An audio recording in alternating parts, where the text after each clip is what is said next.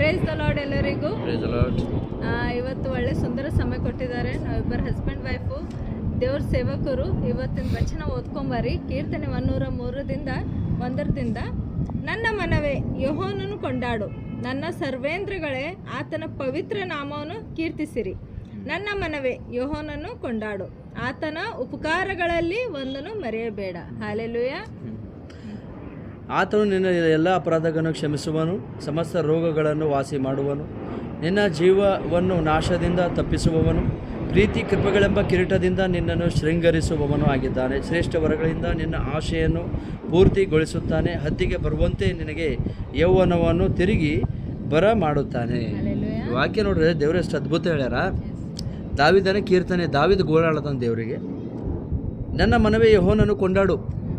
ನನ್ನ ಮನಸ್ಸೇ, ನೀನು ದೇವ್ರಿಗೆ ಕೊಂಡಾಡು, ನೀನು ದೇವ್ರಿಗೆ ಕರಿ, ದೇವ್ರಿಗೆ ಪ್ರಾರ್ಥನೆ ಮಾಡು. ಸರ್ವೇಂದ್ರಿಗಳೇ, ನೀ ದೇವರಿಗೆ ಏನು ಮಾಡು? ಕೀರ್ತಿಸ್ರಿ.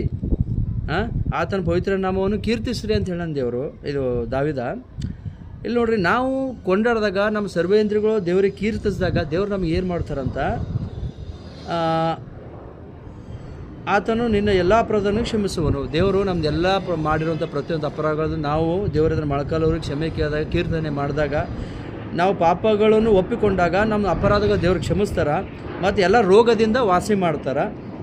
ಮತ್ತು ಆ ಪ್ರೀತಿ ಕೃಪೆಗಳೆಂಬ ಕಿರೀಟದಿಂದ ನಮ್ಗೆ ಶೃಂಗರಿಸ್ತಾರೆ ಮತ್ತು ಶ್ರೇಷ್ಠ ವರಗಳಿಂದ ನಮ್ಗೆ ಪೂರ್ತಿಗೊಳಿಸ್ತಾರೆ ಮತ್ತು ಹದ್ದಿಗೆ ಬರುವಂತೆ ಯೌವನವನ್ನು ಬರ ಮಾಡ್ತಾರೆ. ದೇವರಿಷ್ಟು ನಮಗೆ ಬಲ, ಶಕ್ತಿ, ಸಾಮರ್ಥ್ಯ ಕೊಡ್ತಾರೆ, ನಮಗೆ ಕಾಪಾಡ್ತಾರೆ ದೇವರು. ಅದಕ್ಕೆ ದಾವಿದ ನನ್ನ ಮನೆ ಯೆಹೋವನನ್ನು ಕೊಂಡಾಡು, ಪ್ರತಿಯೊಬ್ಬರು ಕೊಂಡಾಡಬೇಕಾಗ್ಯದ.